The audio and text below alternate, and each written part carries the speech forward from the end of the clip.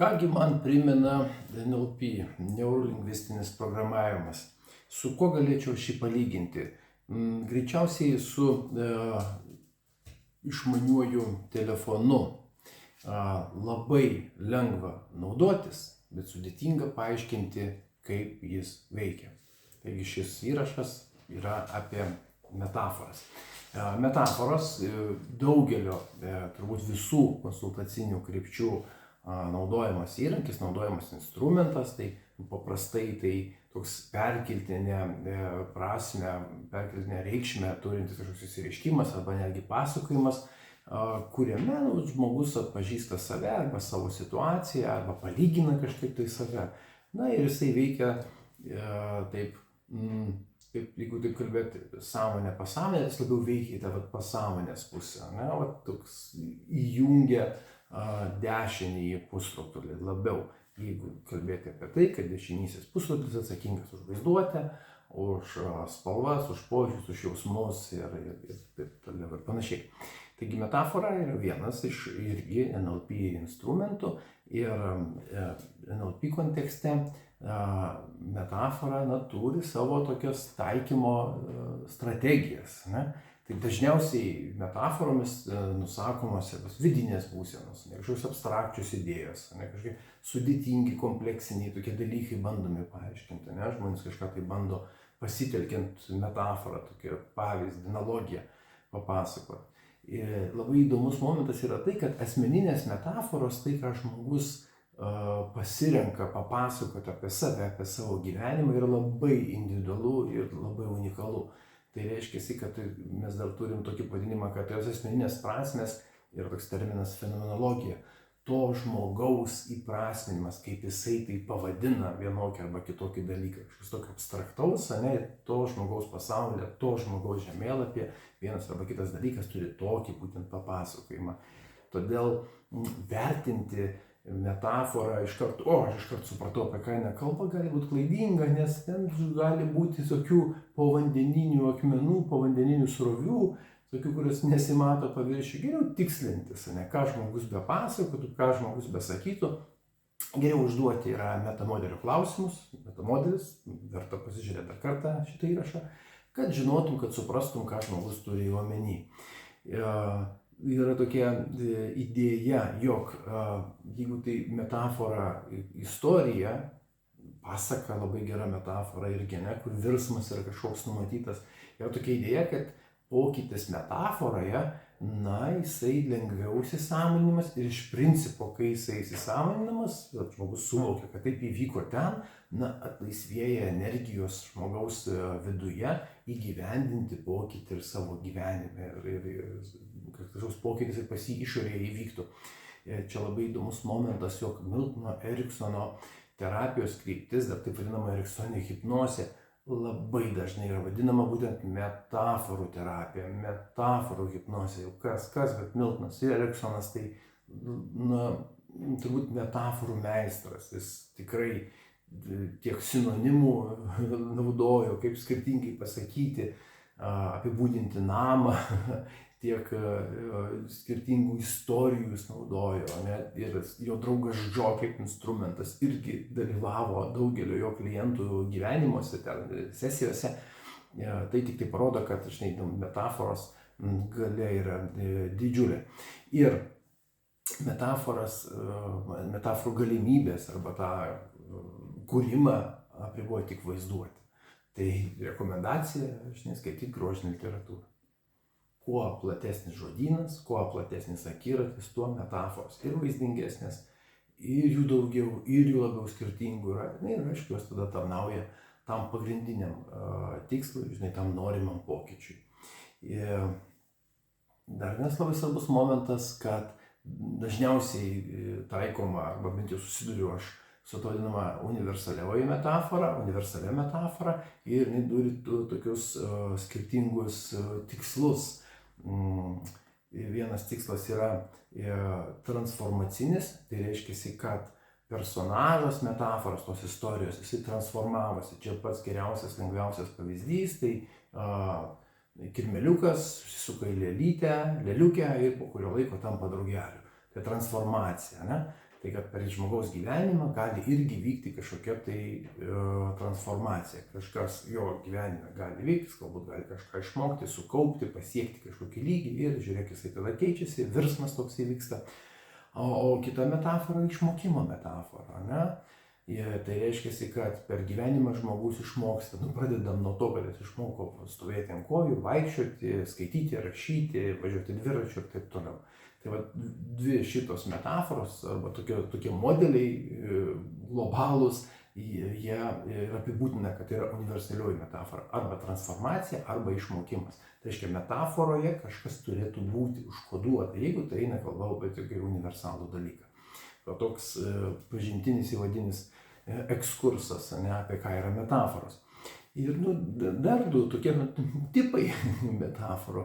Tai pačios lengviausios, pačios paprasčiausios, tai yra palyginamosios metaforos. Ir jos palydi arba atspindi toksai teiginys, arba toks palyginimas, ką tai primena, į ką tai panašu. Arba tai primena, tai panašu. Dar kitas žodis, kurį naudoja žmonės, sako tarkime, ir jis ten kažkokį pavyzdį įdeda, ne, metaforą. Tai yra palyginimas. Kai esama situacija palyginama su kažkokia kitokia patirtim, su kitokiu kontekstu, gal tie kontekstai nelabai susiję, nes metafora tai perkeliamas, net vaizdingas kažkoks tai situacijos pateikimas, prasmės pateikimas per kitą pavyzdį, kad žmogus geriau suprastų, geriau įsisavintų. Ir tokiu palyginamųjų būdu žmogus galbūt gali labiau suvokti, suprasti tai, apie ką eina kalba. Ne? Manau, kad palyginamasias metaforas mes taikom kiekvieną dieną, gal net nejaučiam to, bet labai paprastas būdas tai išgirsti kito žmogaus tokią palyginamą metaforą, jeigu tu jo paprašytum pasakyti, kokia jo profesija ir apie ką jinai, su kuo jis palygintų tą profesiją, ką jinai primena, į ką jinai panaši ta profesija, jo veikla. Jeigu jisai apie save galvoja kaip apie asmenybę, kokia tu asmenybė, su kuo tu save palygintum. Ir čia beje daug yra tokių įdomių technikų, palyginamųjų metaforų, kur galima dirbti su žmogum, kad jį truputėlį pastiprinti, ne, ypatingai jeigu resursų kažkokių trūksta vidinių, tai su kokiu personažu save palygintum. Klausimas nebūtinai palygintum, ne, koks personažas tau labai patinka. Darom prielaidą, kad patinka dėl to, kad aš norėčiau būti juo, arba aš save jame atpažįstu. Tai gali būti personažas, tai gali būti gyvūnas, tai gali būti knyga, tai gali būti filmas, tai gali būti medis.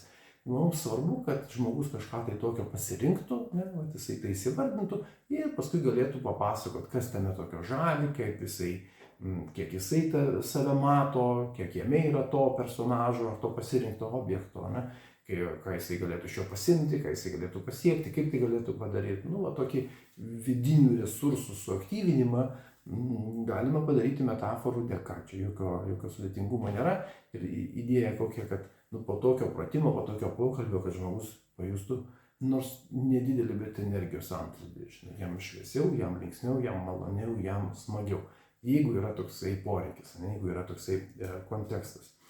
Tai čia palyginamosios metaforos, kur patį žmogų kalbini, kad jisai palygintų savo patirtį, save su kažkuom. Beje, labai įdomus momentas, kad gali būti, kad palyginamųjų metafora gali būti ir neigiama. Ten gali būti neigiamas personažas. Ir mes žinom tokių posakių, priežodžių, kaip gyveni, oi neklausk, ten kaip tas anas prie to ir to, tokiais laikais, tai akivaizdu, kad jau užuomina kažkokia tai nesmagi, ne? Tiesiog metamodelio klausimai, kas vyksta, kaip tu sekasi, ką tu turėjai omeny, papasakok daugiau. Ne, tokia idėja, kad kaip norėtum, kad būtų ir ieškoti kažkokios kitokios istorijos. Tikrai metafora tai dar nebūtinai yra įkvėpimas, gali būti visko tai vietoj.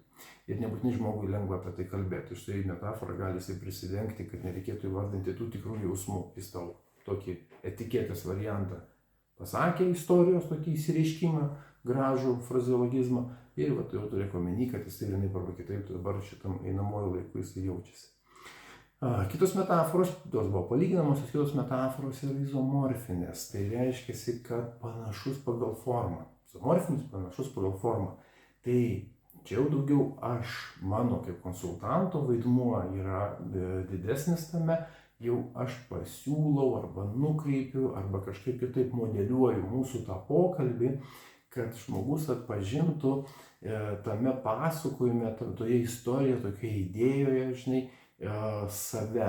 jeigu labai užstrigęs ir jam nesigauna niekur išjudėti į priekį, tiesiog akligatvis visiškas, tai pavyzdžiui, Miltonas Eriksonas turėjo tokį labai įdomų prieimą, jo draugas Džo, taip jau būdavo, mano draugas Džo.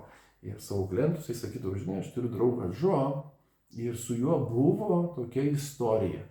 Ir istorija, kurią pasakodavo Eriksonas, būdavo labai panaši į kliento istoriją. Tiesa, draugas Džo labai lengvai, vienokiu arba kitokiu būdu tai išsisprendė. Ten to istorijoje nėra veiksmų algoritmo daryk tą, daryk tą, daryk tą. Tai yra daugiau užuominos, kad draugas Džo turėjo vienokį arba kitokį resursą. Jis ieškojo, žinai, ten tų sprendimų ir jam pavyko. Idėja tokia, kad jisai nesustojo ir nepasidavė ir norėjo to pokyčio. Toks paprastas metodas. Ne?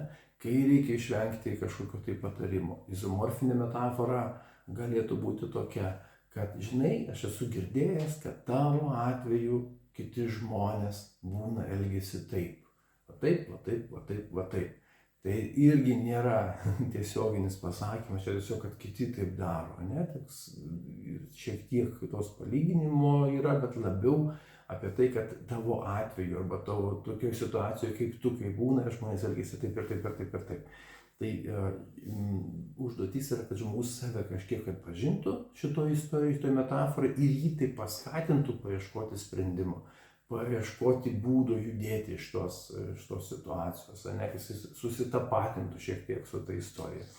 Čia jeigu ta istorija jau konsultantas pasiūlo, ne tokia metafora konsultantas, jeigu pasiūlo puikiausią istoriją, kaip herojaus kelionę, gali, tai irgi izomorfinė metafora, gali apsirašyti ir pats klientas, jį tiesiog reikia išmokyti to. Tarkim, kad viskas pavyks, kaip tu norėsi. Tokia, o kas jeigu? Toks labai paprastas metodas. O kas jeigu ir tada klientą vedant per herojaus kelionės idėją, ten nuo 4 turbūt iki 12 žingsnių yra skirtingos versijos tos herojaus idėjos.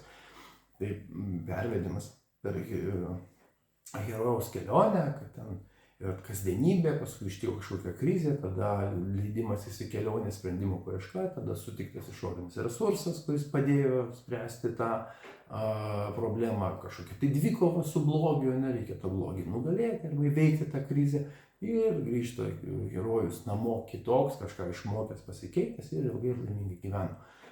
Puikiausiai žmogus gali pats savo pasirašyti tokią herojaus kelionę, tokią metaforą, ne, tiesiog reikia užvesti ant kelio tai vietoj, kad jis susipažintų su šitą metodiką, kur pats save taip pamotyvuotų, pavadinkim taip, motyvuojančiai veiktų, mobilizuotųsi tie vidiniai resursai, kuriuos jisai turi, kažkokiam tai sprendimui, kažkokiam tai veiksmui.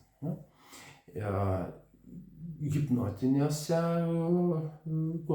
kontekstuose, ypatingai eriksoninės hipnozės konsultacijų metu, tai tokia izomorfinė metafora arba ta herojaus kelionės metafora, tai yra nuolatinis palydovas. Nuolatinis palydovas už tai, kad susirinkęs iš kliento duomenis, ne, tą istoriją, kaip jis gyvena, ką jis gyvena, kokia problema, kas jam sunku, kas jam lengva, kuris jis stiprus, kuriam galbūt, žinai, sunkiau kažkas tai tokio sekasi, na, jau pats konsultantas gali paruošti tokią metaforą ir tai yra visiškai, eriksoninės hipnozės kontekste, visiškai gera ir tinkama praktika, nes ta metafora, jeigu netinka, žmogus ją paskui savo naudoja, ne, kaip toks savaime įsipildančią tokią pranašystę. Toks konsultavimo metodas irgi yra. Yra trečias metaforų tipas, tai buvo palyginamosios, tai buvo izomorfinės ir trečias yra kompleksinės. Tai jos tokios sudėtingos metaforos. Čia jau tokios atskiros technikos, atskiri metodai, kur skirtingų technikų rinkinys. Ten gali rasti ir palyginamą, ir izomorfinę metaforą, skirtingų technikų pridėta, tokio konstruktai, žinai, pavyzdžiui, gyvenimo metafora, ne, kaip kas tokio vyko gyvenime, iki kur aš atkeliavau iki dabar ir kas galėtų būti, kaip norėčiau, kad būtų ateityje, gyvenimo metaforos rašymas, ten Eriksono triguba kilpa arba Eriksono triguba spiralė, dar tai vadinasi, irgi tokia kompleksinė metafora, visiškai terapinis elementas yra. Ten atskiros technikos ir tai bus atskiruose video įrašuose. Bet kokiu atveju, mano akim žiūrint, tai metafora yra labai universalus metodas, universalus instrumentas ir visos pagalbinės priemonės, kurias dirbant su klientu naudoja konsultantas, suveikia kaip metafora. Ar tai būtų kokios nors kortelės, ar tai būtų pagalbiniai daiktai kažkokie tai aplinkui, pagalvėlės, viskas mums tinka, tai suveikia kaip metafora, kaip perkelimas. Labai svarbus momentas, kad po visko, kai jau tai įvyko, tas konsultavimo procesas įvyko, sesija įvyko, kad klientas įsisąmonintų, ką jis matė, ką jis patyrė, ką jisai suvokė, ką jisai su tuo darys, žinai, kaip tai integruojasi į jo gyvenimą, kad ciklas taip gražiai užsidarytų. Jeigu turit galimybę, naudokit metaforas. Tikrai labai efektyvus ir labai stiprus įrankis.